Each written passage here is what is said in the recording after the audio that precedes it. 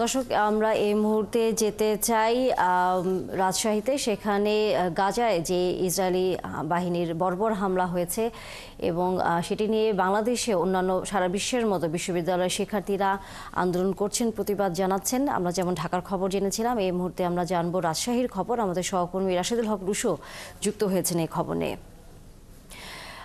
Russo, বিশ্ববিদ্যালয়ের শিক্ষার্থীরা এই গাজায় গণহত্যার বিষয়ে যে প্রতিবাদ জানাচ্ছে, সেখানে তারা কি ধরনের বক্তব্য দিচ্ছে? এবং আমরা জানি যে ঢাকা বিশ্ববিদ্যালয়ের শিক্ষার্থীরা এই মুহূর্তে ক্লাস এবং পরীক্ষা বর্জন করেছে। এরকম কোনো কর্মসূচি রাজশাহী শিক্ষার্থীদেরও কোনো অবস্থান দেখছেন কিনা? রাজশাহী বিশ্ববিদ্যালয়ের গাজায় চলছে সেটি কিন্তু এবং সারা বিশ্বের যে মুসলিম দেশগুলো আছে সেগুলোর সাথে যে গ্লোবাল স্ট্রাইক ফর গাজা যে কর্মসূচি, সেটির অংশ হিসেবে কিন্তু রাজশাহী বিশ্ববিদ্যালয় কর্তৃপক্ষ, রাজশাহী বিশ্ববিদ্যালয়ের শিক্ষার্থীরা কিন্তু এখানে মানববন্ধনে অংশগ্রহণ করেছেন। আমরা দেখছি যে রাজশাহী বিশ্ববিদ্যালয়ের উপাচার্য এখানে উপস্থিত আছেন এবং প্রায় প্রত্যেকটি বিভাগেরই শিক্ষার্থী এখানে কিন্তু উপস্থিত হয়েছেন এবং তারা যে কোনো মূল্যে আসলে এই যে মুসলিমদের উপরে, গাজার যে মুসলিমদের উপরে, বিশেষ করে নারী শিশু সহ প্রত্যেকটি মানুষের উপরে যে নারকীয় চলছে সেটি বন্ধে মুসলিম দেশগুলোর হয়ে তাদের যে সমস্ত প্রক্রিয়া সেইগুলো তার সাথে কাজগুলো করে।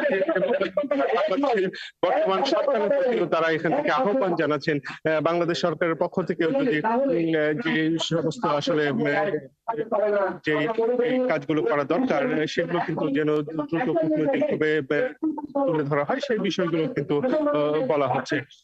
আমরা দেখছি যে এখানে কিন্তু খন্ড খন্ড মিছিল নিয়ে ক্যাম্পাসের বিভিন্ন বিভাগ থেকে শিক্ষার্থীরা এসে জড়ো হচ্ছে। এই যে জমায়েত, এটি কিন্তু বড় আকার ধারণ করছে এবং এখানে বিভিন্ন ডিসপ্লে মাধ্যমে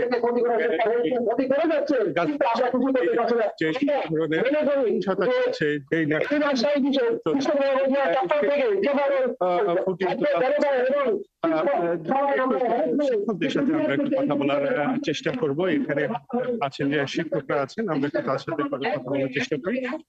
একটু আমরা সরাসরি সংযুক্ত আছি, একটু জানতে চাই যে আসলে আপনারা এখানে কি দাবি করছেন? আমরা প্রথমত দাবি করছি সারা বিশ্বের মানবতার পক্ষের শক্তি তারা এক হোক, তারা এই বর্বরতার বিরুদ্ধে তারা একত্রিতভাবে সারা পৃথিবীতে কর্মসূচি চালিয়ে যাক।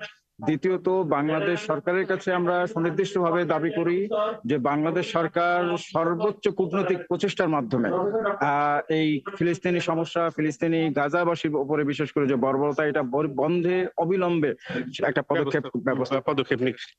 এখানে রাজশাহী বিশ্ববিদ্যালয়ের উপাচার্য কথা বলছেন, আমরা একটু সরাসরি যুক্ত আছি, আমরা একটু শুনি। সেটা আসলে অনেকটা তুলনারহিত। এইভাবে একটা জনপদকে একেবারে এথনিক ক্লিনজিং এর কথা আমরা বলি, জাতিগত বিনাশ, সেটা নিকৃষ্টতম একটা উদাহরণ এই মুহূর্তে আমরা মধ্যপ্রাচ্যের গাজাতে দেখছি। আমরা মনে করি জ্ঞান চর্চার পাদপীঠ, মানবতার চর্চার একটা গুরুত্বপূর্ণ স্থান, চিন্তা ভাবনার একটা জায়গা, বিশ্ববিদ্যালয়ের যে পরিচয় সেটাকে সামনে রেখে এই ধরনের নৃশংসতার বিরুদ্ধে অবশ্যই সমস্ত ইনস্টিটিউশনেরই একটা নীতিগত অবস্থান নেওয়া উচিত।